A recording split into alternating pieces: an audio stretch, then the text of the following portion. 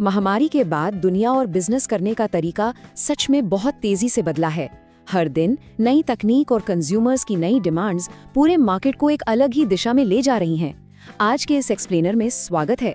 यहाँ हम सीधे उन डेटाज और रिसर्च पर बात करेंगे जो हमें दिखाते हैं कि 2026 और उसके बाद सफल होने के लिए असल में किन चीजों की जरूरत पड़ने वाली है। तो चलिए सीधे मुद्दे पर आते हैं। $324.68 बिलियन, ये कोई मामूली नंबर नहीं है। ग्रैंड व्यू रिसर्च का अनुमान है कि 2033 तक जेनरेटिव एआई का मार्केट इतना बड़ा हो जाएगा। इसका सीधा सा मतलब है कि बिजनेसेस के लिए इन तकनीकों को अपनाना अब कोई ऑप्शन नहीं रह गया है, बल्कि ये एक पूर्ण आवश्यकता बन चुकी है। जो इस बदलाव के साथ नहीं चलेगा वो निश्चित रूप से बहुत पीछे छूट जाएगा।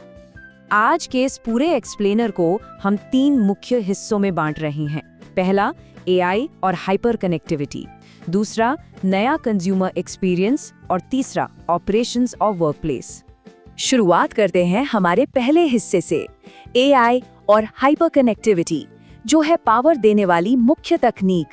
अब लार्ज लैंग्वेज मॉडल्स या LLMs के बारे में तो सबने सुना ही है। ये मॉडल्स आज की मॉडर्न प्रोडक्टिविटी की बिल्कुल रीढ़ बन चुके हैं।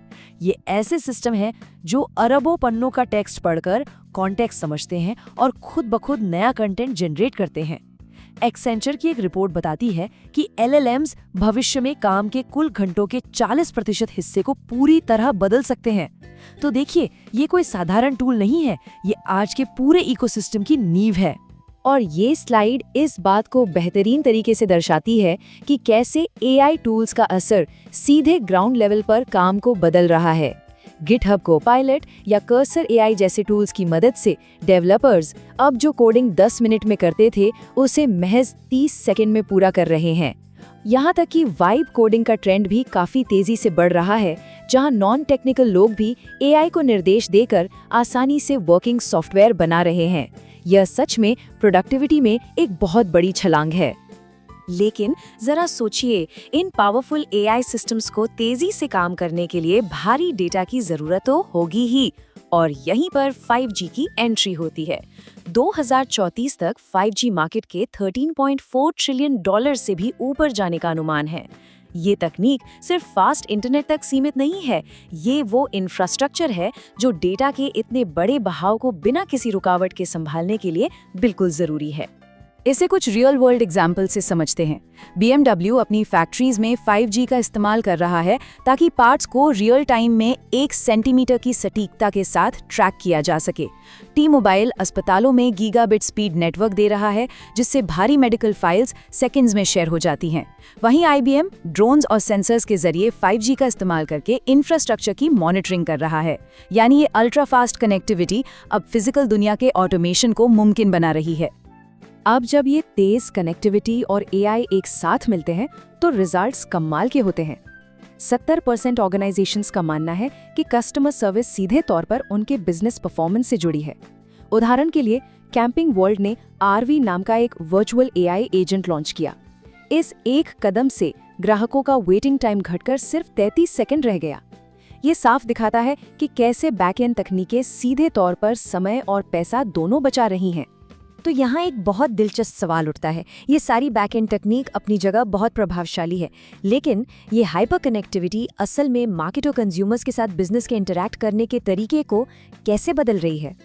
यहीं से हम आते हैं अपने दूसरे मुख्य हिस्से पर, नया consumer experience, front end evolution. E-commerce की ग्रोथ कोई नई बात नहीं है, लेकिन 2026 तक ये कुल रिटेल का 21% से ज्यादा हिस्सा कवर कर लेगा। और सबसे बड़ी बात, अब खरीदारी सिर्फ वेबसाइट्स तक सीमित नहीं है। डिज्नी का ही एग्जाम्पल लें। उन्होंने डिज्नी प्लस प्लेटफॉर्म पर इन ऐप खरीदारी शुरू कर दी है।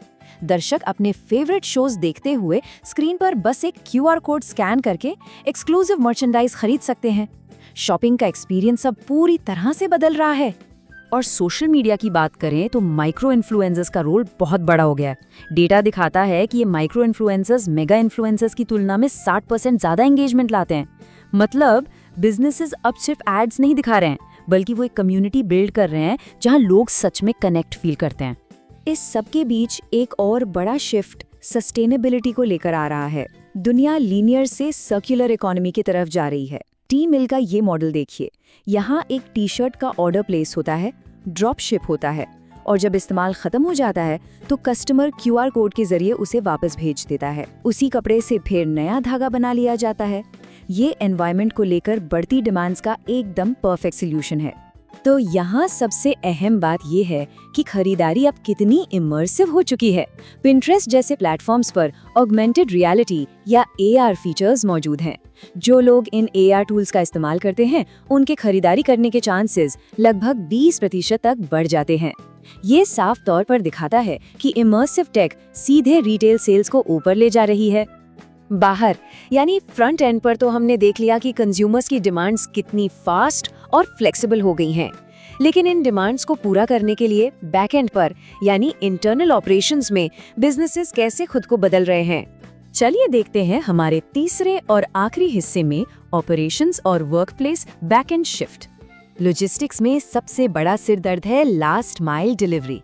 यकीन मानिए, शिपिंग के टोटल खर्च का 53% हिस्सा सिर्फ इसी लास्ट माइल डिलीवरी में चला जाता है। यही वजह है कि कॉस्ट कटिंग के लिए अब AI बेस्ड रूट ऑप्टिमाइजेशन और विंग जैसी कंपनियों की ड्रोन डिलीवरी कोई साइंस फिक्शन नहीं बल्कि एक बुनियादी जरूरत बन गई है।